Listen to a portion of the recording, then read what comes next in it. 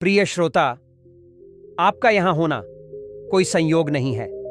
इस अनंत ब्रह्मांड में जहां करोड़ों विचार उड़ रहे हैं, आप इस क्षण यहां रुके, इस कथा के साथ जुड़े। ये दर्शाता है कि आपके भीतर कोई गहराई है, कोई बेचैनी है और सबसे बढ़कर कोई खोज है। आप वो हैं जो खुद को जानना चाहते हैं और यही जानना आपको शांति की ओर ले जाएगा। आज की ये कथा आपके उस एक सवाल का उत्तर है जो शायद आपने शब्दों में नहीं पूछा, लेकिन जिसकी गूंज आपके भीतर अब भी है।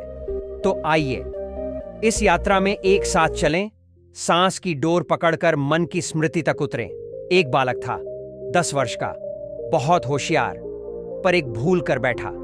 परीक्षा में नकल की, पकड़ा गया और उसके मास्टर ने पूरी क्लास के सामने कहा, तू कभी कुछ नहीं कर पाएगा। उस एक वाक्य ने उसके भीतर की सारी चमक धीरे धीरे बुझा दी। वो बालक बड़ा तो हुआ, लेकिन हर बार कुछ अच्छा करने जाता वो वाक्य गूंजता, तू कुछ नहीं कर सकता। वो भूल गया कि वो कौन था, बस वही शब्द उसकी पहचान बन गए। एक दिन उसे एक साधु मिले। साधु ने कहा, तू वो नहीं है जो दुनिया ने कहा, तू वो है जो तेरे भीतर सांस ले रहा है। तू अब भी सब कुछ कर सकता है अगर तू अपने भीतर की आवाज को सुन ले। साधु ने उसे एक अभ्यास दिया।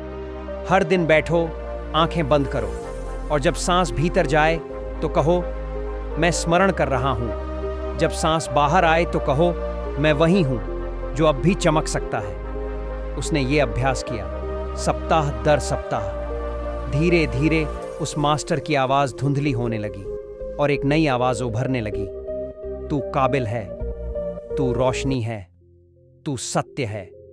वो बालक आज एक शिक्षक है जो हर बच्चे को यही सिखाता है, कभी किसी की आवाज को अपनी किस्मत मत बनने देना, सिर्फ अपनी सांस को पहचानो।